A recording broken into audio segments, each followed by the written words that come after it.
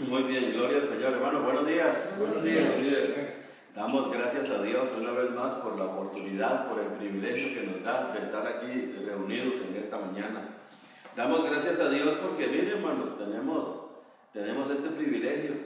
¿Recuerdan allá cuando Marta y María, cuando Jesús llegó a la casa de Marta y María? Entonces dice allá en el libro de Lucas que Marta se fue para la cocina y María se sentó a los pies. Entonces María le reprochó a Jesús de que por qué María estaba ahí sentada, y le dijo Jesús a Marta: Marta, usted está afanada y turbada, pero María ha escogido la mejor parte. Hermano, déjenme decirles que los que estamos aquí en esta mañana y los que nos ven por el video, a los cuales saludamos, los declaramos bendecidos con toda bendición espiritual. Los declaramos que son muy, muy especiales para la gloria del Señor. En el momento en que usted está viendo este video y la enseñanza, la predicación que damos todos los domingos y grabamos acá en nuestro lugar de reunión, usted, como los que estamos aquí, hemos escogido la mejor parte. Diga: yo he escogido lo mejor. Hoy he escogido lo mejor. Hoy escogimos lo mejor, hermanos, estar aquí escuchando la palabra de Dios. Esto es lo mejor. Salió de los labios del Señor. Dice que esto es lo mejor. Amén. Entonces hay que verlo eso, hermanos, con los ojos de la mente. Estamos en lo mejor para la gloria del Señor. Muy bien. Queremos recordarles nada más a los que nos ven por el video y los que estamos acá, hermanos, que estamos martes y jueves en vivo en Facebook a las 8:15.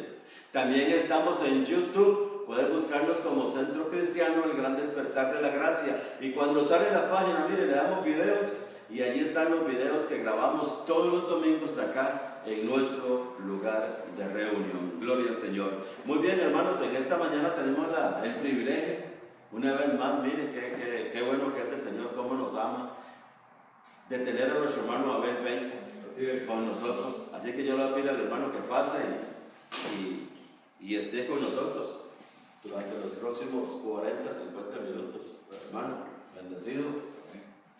Ya bueno. Buenos días. Bendecidos. Ya se está haciendo costumbre, ¿verdad? Qué bueno. Yo le llamé al pastor Marcos ayer y le dije que hoy me iba a congregar con ustedes aquí, pero quería venir a aprender. Bien. Pero gentilmente me concede el privilegio de compartir la predicación del Evangelio este día con ustedes. Amén. Es un privilegio. Gracias, hermano. El púlpito, con la palabra de Dios, es para tres cosas principalmente. Número uno, es para consolar a la iglesia, para edificar la iglesia y para exhortar la iglesia. Esos tres elementos siempre tienen que estar. Consolar porque andamos en este mundo y por muy supermanes que nos creamos a veces en gracia y en fe, siempre necesitamos el consuelo del Espíritu Santo en nuestras vidas. Para edificar porque no hemos alcanzado la meta todavía, ¿verdad? Exacto, ¿no? Siempre hay espacio para crecimiento en nuestra vida, conocimiento, nuestra mente, y para exhortar, porque siempre como hijos de Dios necesitamos el consejo divino para caminar correctamente. Amén. Pero no se preocupen, hoy no voy a exhortar, así que voy a intentar salir. Romanos, el capítulo 1, verso 16. Romanos 1, 16. ¿Cómo le ponemos a él? Justo por la fe vivirá.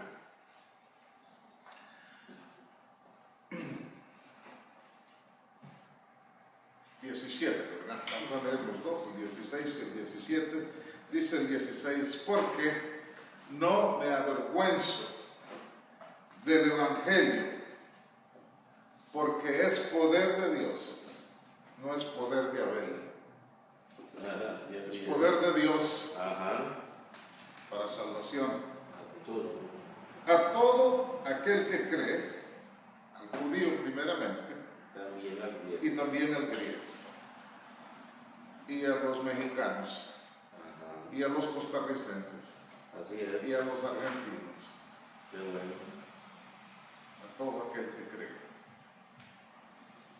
Y luego dice, porque en el Evangelio la justicia de Abel, No, de Dios. la justicia de Dios, porque la justicia mía no sirve, ¿Cierto?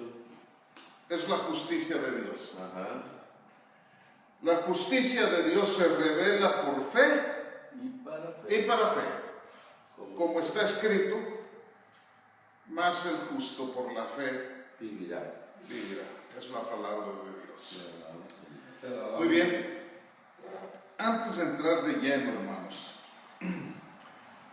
quiero compartir realidades bíblicas con algo de historia que nos identifica como lo que somos. El mundo cristiano de todos los tiempos, bueno, del siglo XVI para acá, se ha dividido en dos corrientes: los católicos y los protestantes, o más conocidos como cristianos, a veces como evangélicos. A veces decimos, le preguntamos a alguien que si es cristiano, y tal vez es católico, y obviamente va a responder que sí, porque creen en Cristo Jesús. Nosotros los evangélicos a veces cometemos el error de referirnos a los que no son de nuestra fe como que no son cristianos. Un error grave de hacer esa discriminación, porque Pablo nos dice, no digas en tu corazón quién descendió, quién ascendió. Eso es cuestión de Dios, ¿verdad? Cierto. Pero fundamentalmente somos, después del siglo XVI para acá, cristianos, pero más bien protestantes o católicos. Hay unas otras denominaciones grandes, como los ortodoxos de Rusia, que son numerosísimos, griegos ortodoxos y otros, pero básicamente encajan dentro del protestantismo, o la rama principal de la iglesia, que es el catolicismo. Hasta el siglo XVI era solo católicos. Por eso es que usted escucha a los hermanos católicos decir que ellos son de la iglesia principal. Ellos dicen, nosotros somos de la verdadera iglesia, porque cualquier cosa que se divida de algo que es original, como que ya es una copia, como que ya no es la principal. Eso obviamente por tradición, no por la verdad, sino por tradición. 3,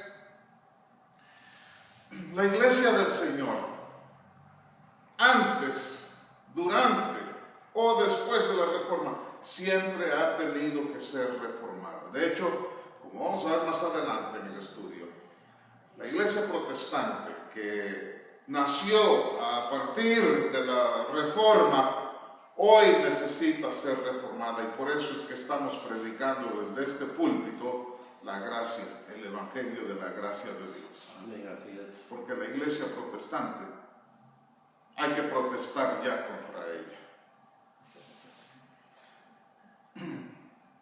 Antes de la reforma, se sabe que hubo varios intentos, por lo menos 5 que se saben, intentos de reforma por la corrupción que había en la iglesia. Y es que cada vez que el elemento humano está en control, hay tendencia a desviarse. Hebreos 12:13, si quieren ir conmigo ahí, dice 12:13 de Hebreos: haced sendas derechas para vuestros pies, para que lo cojo no se salga del camino, sino que sea sanado. Definición de cojo: pérdida del uso normal de los pies. Un cojo es que no está caminando bien, y por naturaleza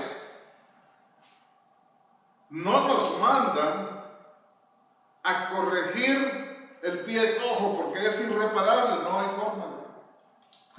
Esa expresión, ¿verdad? Nosotros lo usamos muchos, el pie izquierdo, ¿verdad? El pie izquierdo. Hoy me levanté con el pie izquierdo, y es que ando de mal humor, ¿verdad? Anda bravo. Sí.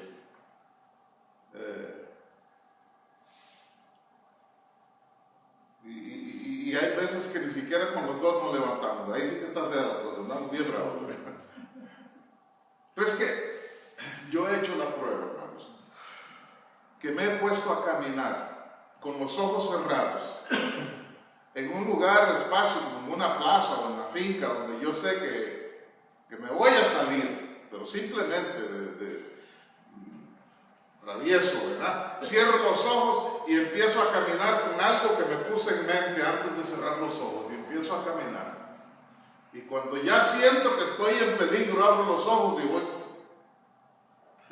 Porque dicen que siempre el pie izquierdo tira para el lado izquierdo o para el lado derecho, para cualquiera de los dos, porque si usted cierra los ojos y empieza a caminar con el pie derecho en conciencia de que se va a salir a la izquierda, usted empieza a jalar para la derecha y nunca va a dar en el centro, o se sale a la derecha. ¿Cuánto me entiende lo que estoy diciendo? Sí, así es. ¿A la izquierda o a la derecha? Sí, claro. Dicen que personas que se han muerto en las montañas o en los desiertos han empezado a caminar y a caminar con un derrotero en mente, pero como el pie siempre está cojo y se sale de la senda correcta, a los días los encuentran muertos en el mismo lugar donde empezaron. Cierto.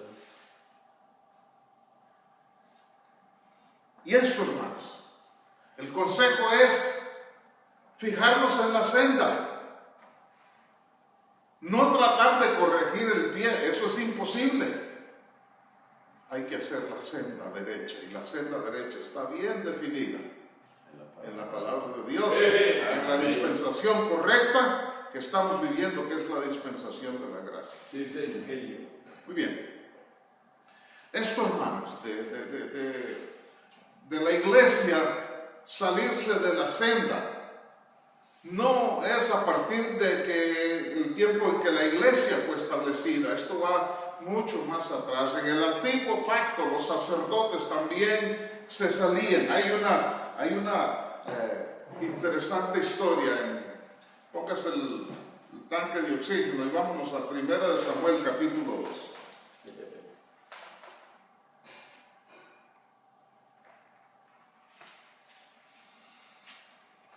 Primera de Samuel capítulo 2.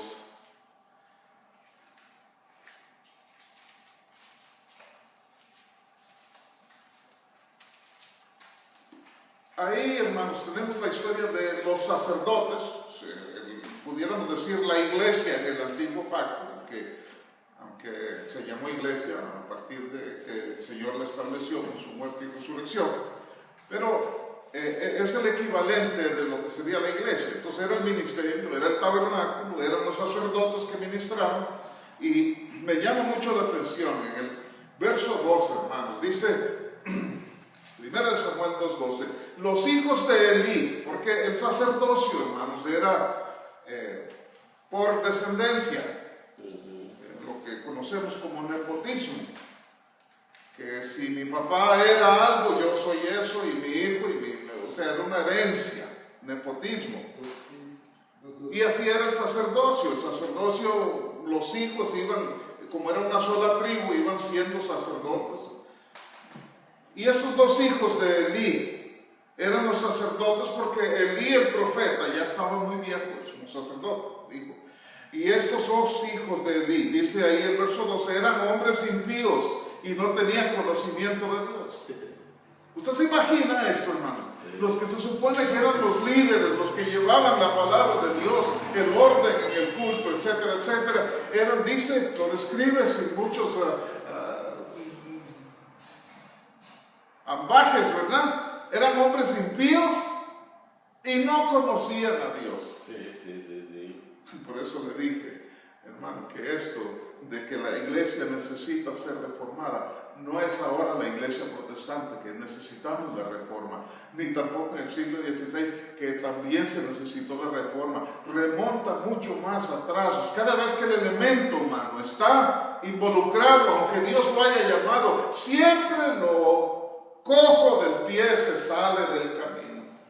Qué tristeza llegar al tabernáculo en aquella época a ser, como dije al principio, exhortados, edificados o consolados con la palabra de Dios, y los ministros que hay son dos hombres impíos que no conocen a Dios. ¿Qué se puede esperar? Verso 13 dice: y era costumbre de los sacerdotes con el pueblo que cuando alguno ofrecía sacrificio, venía el criado del sacerdote mientras se cocía la carne, trayendo en su manto un garfio de 3 dientes, y lo metía en el perol, algo así como cuando cocinamos tamales aquí, ¿verdad? Lo metía en el perol, en la olla, en el caldero o en la marmita, y todo lo que sacaba el garfio, el sacerdote lo tomaba para sí, y de esta manera hacían con todo israelita que venía a Silo. Asimismo, antes de quemar la grosura, venía el criado del sacerdote y decía al que sacrificaba: da carne que asar para el sacerdote, porque no tomaré de ti carne cocida sino cruda. Y si el hombre le respondía: quemen la grosura primero y después toma tanto como quieras, él respondía: no, sino dámela ahora mismo. De otra manera yo la tomaré por la fuerza. Es como que me recuerda ahora a las iglesias, los ministros que andan atrás del diezmo de la gente a la brava. Conocí un pastor en Houston que el domingo, y esto no solamente pasa en Houston, sino en muchas iglesias he sabido que es una práctica, que si los hermanos que no van el domingo a la iglesia, el lunes mandan de puerta en puerta en la casa de los hermanos que no fueron recogiendo el diezmo. Sí. Vergonzoso. Vergonzoso tomarlo a la fuerza. Primero, en esta dispensación de gracia, no es una obligación dar el diezmo, ni siquiera una ofrenda. No es una obligación. Y si tú lo haces, es porque crees que el alfolí o el recipiente donde estás dando tu ofrenda merece recibir el apoyo voluntario como Dios lo propone en tu corazón cuando lo das, para que se siga predicando la verdad. Punto.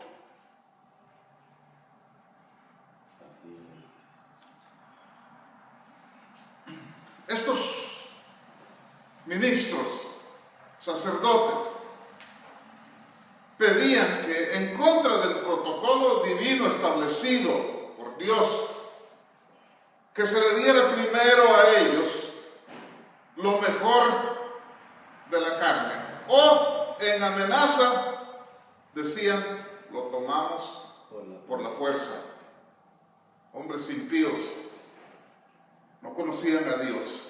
Verso 17: era pues muy grande delante de Dios el pecado de los jóvenes, porque los hombres menospreciaban las ofrendas del Señor.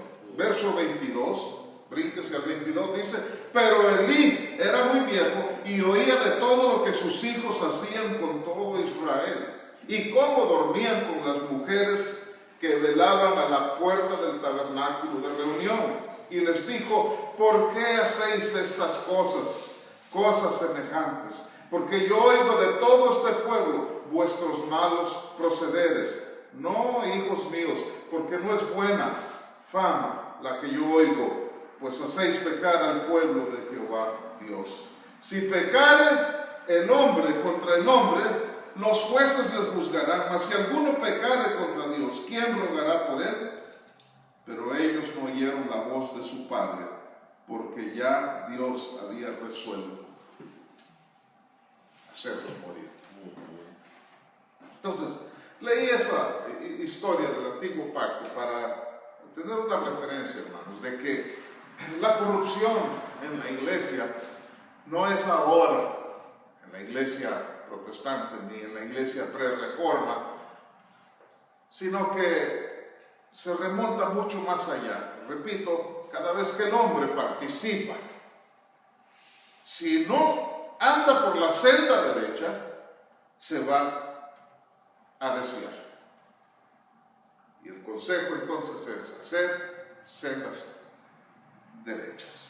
La razón por la cual se dio la reforma del siglo XVI, hermanos, es la misma razón por la cual predicamos nosotros hoy una salvación por fe y no por obras.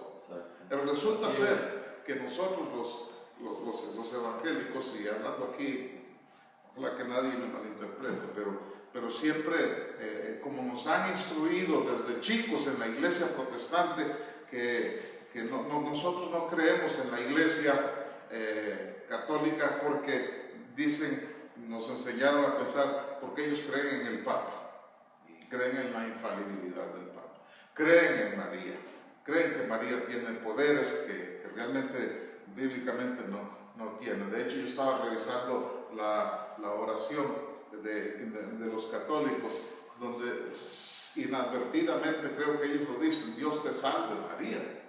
Ella misma necesita salvación, ¿verdad? Así es. Se dice, pero después piensa que ella tiene poderes de salvar. No es posible, ¿verdad? Una u otra cosa. Entonces, nosotros decimos, bueno, es que ahí tienen santos. Es que ahí permiten cosas. Pero si usted se fija bien, la reforma no fue en contra de la infalibilidad del Papa. Claro que todo hombre falla, desde el Papa hasta el más raso miembro de la iglesia. Tampoco fue una protesta en contra de la forma en que se percibe la función de María. Tampoco fue un argumento en contra de lo que se conoce como la transubstanciación, que es que cuando se celebra la Eucaristía, que para el pueblo protestante es la Santa Cena, que el pan se convierte en el cuerpo de Cristo y el vino en la sangre de Cristo, literalmente. Un error. Pero no fue eso lo que detonó la protesta. Tampoco el celibato sacerdotal que se estableció allá por el siglo XI, cuando los padres se estaban casando, los miembros del clero se estaban casando y teniendo hijos, y a veces sin casarse y teniendo hijos, y por ley, al morir tenían que darles herencia a sus descendientes, etcétera, etcétera, lo que no le convenía a la iglesia.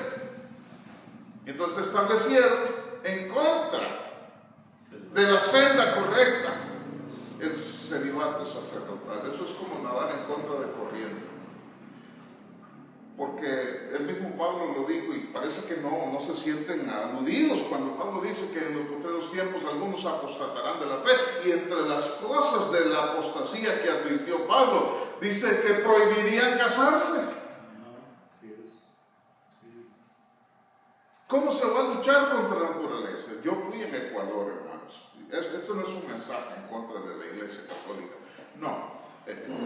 También se puede aplicar, pero es a los protestantes también. Y yo fui a un monasterio en Ecuador, en Quito, hermanos, donde en un lado había, en el otro lado había un monasterio y un convento, pero había unos túneles por debajo que se unían, seguro para funciones de ministerio y todo, pero seguro en las noches, tarde en la noche, era para otras funciones, porque hacían como en una bóveda o una cueva que había ahí, había muchos esqueletos de bebés, En Guatemala, de monjas que salían embarazadas Y seguramente para que la iglesia no fuera expuesta, iban a abortar y los escondían ahí. Guatemala también. Eso no es novedad, eso se sabe. ¿Por qué? Porque no se puede luchar contra la naturaleza humana. Cuando Pablo le da instrucciones a Timoteo, le dije que es necesario que el obispo, que el ministro, como quiera que se le llame, el sacerdote, el colaborador, lo que sea, el que está involucrado en la obra de Dios como líder, sea marido de una mujer. ¿Cómo se puede ir en contra de lo que dice la palabra de Dios? ¿Cómo se salió de la senda prohibiendo a los ministros casarse? Con todo, no todas esas razones juntas no eran peso suficiente como para hacer una protesta en contra de la iglesia. Pero cuando se trató de la salvación, ahí sí que fue protesta. Todas las cosas tienen su arreglo. Pero esto de la salvación por obras no es negociable. Yo no sé si les conté, pero así brevemente, sin tomarme mucho tiempo, cuando todo tiene un comienzo, ¿verdad? Hay un día en que pasan las cosas. A veces que a mí me pasan cosas y digo yo, ¿será que ya empecé? Uno va cambiando con la edad, ¿verdad? Un día mi hija me dijo, llegó como asustada al cuarto diciéndome, me salió una cana. Hay un día que empiezan a salir las canas. Yo antes me preocupaba por las canas, ahora me preocupo que no se me caiga el pelo. Ya las canas, ojalá que tuviera más canas. Pero hay un día en que empieza una guerra, hay un día en que se termina una guerra. Hay un día en que me excedí comiendo y ya el pantalón no me cerraba. Ese día es un día que uno se da cuenta, ¿verdad? Es un día. Y un día en la iglesia católica, que era la iglesia del Señor. Hago un paréntesis aquí para decirles, hermano, la iglesia católica es la iglesia del Señor. Protestantes, calma. La iglesia protestante es la iglesia del Señor. Es la iglesia que Él pagó con su sangre para redimirla. Que el hombre la haya torcido con lo cojo de su pie es otra cosa. Hago énfasis en esto porque como evangélico, inconscientemente yo siempre creí que del siglo XVI para atrás no había iglesia. La iglesia desde que se fundó es la iglesia de Dios. Con desvíos, con corrupciones, necesitando reformas, pero es la iglesia de Dios. Prueba de ello es que después de la reforma, ¿cuántas denominaciones se han formado, hermanos? Porque unas están de acuerdo con una cosa, otras no están de acuerdo y salen. Primero empezamos con, no sé, con los wesleyanos, con los metodistas, con los luteranos, con los presbiterianos, con los anglicanos, con los episcopales, con más recientemente los pentecostales. Y dentro de los pentecostales, ¿cuántas divisiones hay? Hay pentecostales que no dejan a las hermanas ir a la iglesia en pantalones. Y señalan a las iglesias pentecostales más liberales como que están mal, como que están en pecado. Cierto. De la iglesia Asambleas de Dios, que empezó con el movimiento pentecostal de 1914, fue en la calle Azusa, en California. Después de un tiempo, hubo un cisma y se dividió y salió lo que hoy se conoce como la Iglesia de Dios. De la Iglesia de Dios han salido otras divisiones. A veces andaba manejando, no sé si era por Alabama que andaba yo, y vi un rótulo de una iglesia que decía Tercera Iglesia Bautista Original. Y yo me quedé pensando, primero hubo una, después hubo una segunda, después una tercera, y la tercera se dividió, y para que se hiciera la diferencia se pusieron la original, y seguro para que las demás, todo el mundo sepa que las demás no son originales. Tercera Iglesia Bautista Original. ¿Qué le parece? Dentro de los protestantes, ¿cómo hace falta una senda derecha para que dejemos de ser primeros, segundos o terceros, originales o como sea, y sigamos una senda derecha? Porque lo cojo de nuestro pie se sale del camino irremediablemente. Bien,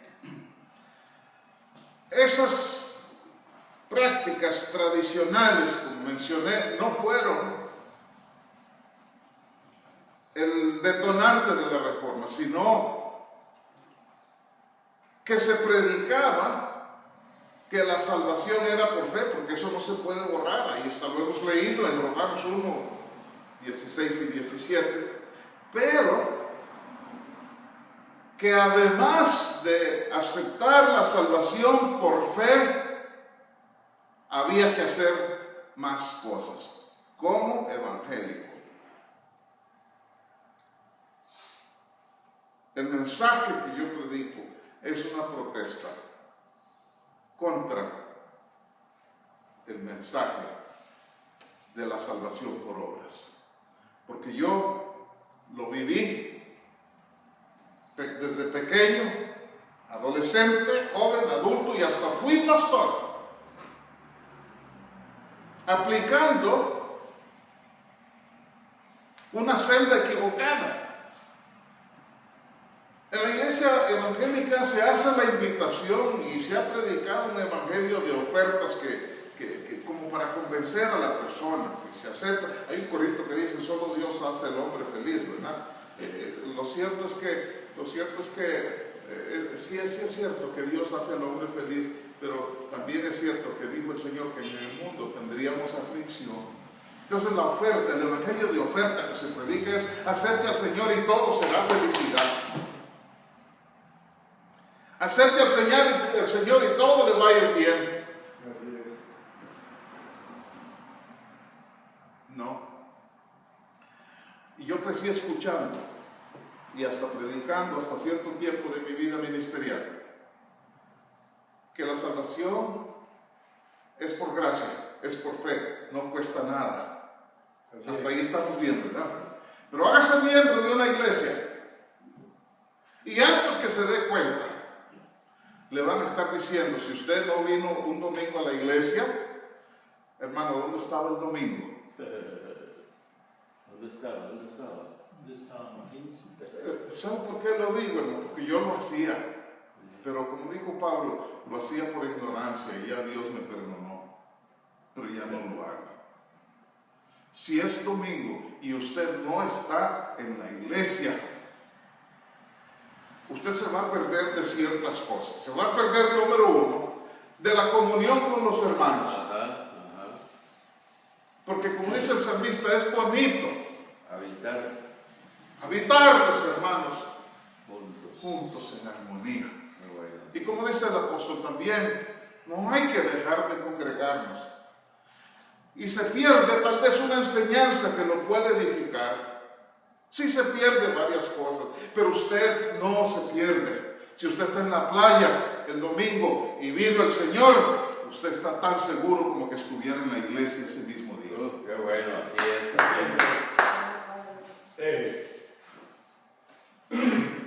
Entonces sí, la salvación no cuesta nada, pero una vez que usted está dentro, depende de usted. Eso con el congregarse. Si no ora, está en peligro. Si no lee la palabra, está en peligro. Si no ayuna, está en peligro. Tal vez de subir de peso, demás, ¿verdad? Si no diezma, Está en peligro. está en peligro. No lo van a decir así como yo lo estoy diciendo, pero solapadamente. Claro. Manipulan a la gente a creer que es así y hasta usan un libro histórico como el libro de los Hechos, que fue un libro que se escribió como la transición entre la ley y la gracia, como doctrina para decir que Ananías y Zafira no dieron todo lo que tenían que dar de aquella venta que hicieron y por eso murieron. Hermanos, tengan cuidado, dicen desde los púlpitos que no entienden la gracia. Les conviene. Tengan cuidado que si no dan todo su diezmo, lo que le pasó a Ananías y Zafira. Y Ananías y Zafira es el póster de las iglesias legalistas que predican del diezmo, ¿verdad? Si no, Malaquías. Y Malaquías también. Sí. Entonces, cierto, la salvación es por gracia. Hasta ahí los católicos están bien, los evangélicos están bien. Pero una vez que está adentro, como le dijo Jesús a los fariseos, ay de vosotros fariseos, porque recorréis mar y tierra para ser un prosélito, un convertido, pero una vez que lo tienen, lo hacen 2 veces hijo del infierno. Entonces yo pienso que el que llegó a la iglesia por fe, con aquel gozo, con aquella alegría, no costó nada, porque la sangre de Cristo fue la que me perdonó. Y Él es la razón para mi salvación. Pero poco a poco se le empieza a decir, tiene que estar listo. Sí. Tiene que estar preparado. Sí. Y hermano, por más que quiera, usted no se puede preparar para la venida del Señor. Cierto. Usted no puede estar listo. En ningún momento de su vida usted está listo para irse con el Señor, de no ser que Él mismo lo prepare a usted. Amén. De no ser que Él mismo lo bañe, lo vista, lo peina, lo perfume. Amén. Como en efecto lo hizo, imputándole la justicia de Cristo sobre su vida. Amén. Amén. Así es, sí, Señor. Hay un corito en los medios pentecostales que dice, yo estoy listo si Él me llama. Pero no se canta dando a entender que fue que Cristo nos preparó, sino que yo estoy preparado. Yo soy el de la obra. Yo me puedo preparar. No. Hermano, entonces, para terminar con ese punto, no fue la razón de la protesta, no fue las cosas por las cuales hoy día la iglesia protestante ataca a la católica. No. La razón por la reforma fue por un evangelio de obras, lo cual se ha metido también en la iglesia protestante. Yo fui salvo porque el Señor Jesucristo me salvó y sigo siendo salvo porque el Señor Jesucristo es poderoso para mantenerme salvo. Amén, así es. Entonces, cuando se empezó, hermanos, con la reforma en las iglesias, no se predicaba. Hay un verso en 1 Corintios capítulo 1, verso 21, que dice que le agradó a Dios salvar. Le agradó a Dios salvar a los creyentes por la predicación. Ajá. Por la locura de la predicación. Como que da a pensar que Dios tenía varias opciones. Lo puedo salvar con un ministerio de cantos. Ahora han aparecido ministerios de todo tipo, ¿verdad? Y lo que menos se hace es predicar. Sí. Ministerio Aquí en Costa Rica hay una iglesia que yo no sé si seguirán en esa práctica, pero tenían un ministerio de oler el pecado. Ajá. ¿Cuántos han oído de eso? Claro. Entonces había 2 o 3 hermanos o hermanas con las mujeres, lo que sea, allá en las puertas de la iglesia, y todos los que iban el domingo, el día de culto, los olían. Hermano, sí da risa, yo sé, pero ¿cómo se sale lo cojo de nuestro pie de la senda, verdad? Y yo no sé, pero yo nunca me congregué en esa iglesia, pero yo pienso que si yo hubiera ido a esa iglesia, entraría escondido, entraría por una puerta atrás donde no hayan oledores, con ese ministerio de oler, porque me van a oler alguna cosa. Algo me van a oler.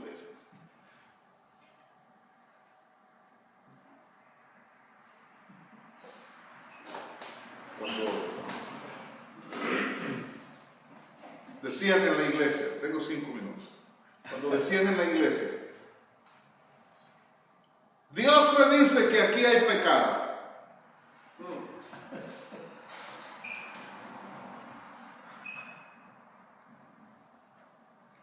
Yo me quedaba nervioso desde ese momento. ¿Soy yo? Y después decían,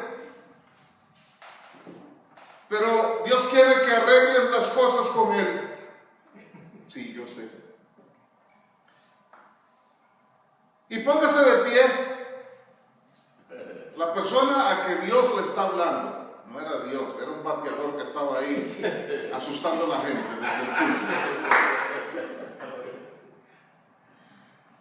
Y yo estaba ahí, ya me cambiaba de un lado para otro en mi sentadera pensando, ya me voy a parar porque hermano, pobrecita la gente que es manipulada, ¿verdad? Por Dios se hace lo que sea, hasta quedar en vergüenza, pero hay que agradar a Dios. Y ya yo estaba ahí, ya para pararme, y se paraba un hermano al lado mío.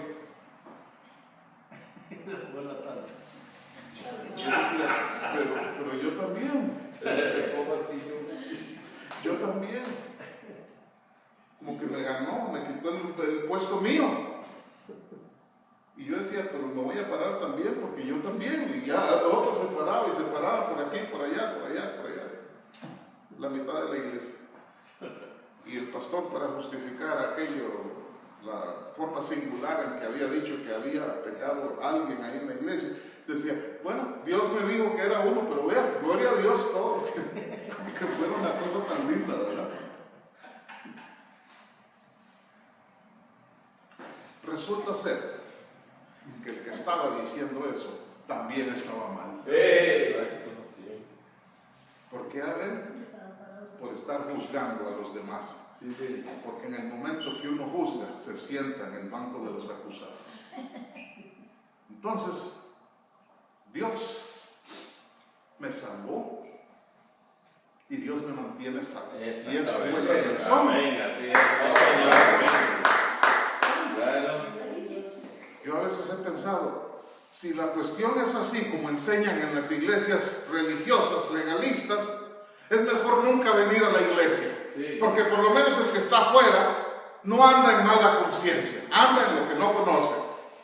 Pero una vez que llega a la iglesia y que le dicen que es salvo, después le llenan y le ensucian la conciencia con las más leves nimiedades y trivialidades carnales que todos tenemos, y lo hacen sentirse 2 veces hijo del infierno, inseguro de su salvación. Sí, señor.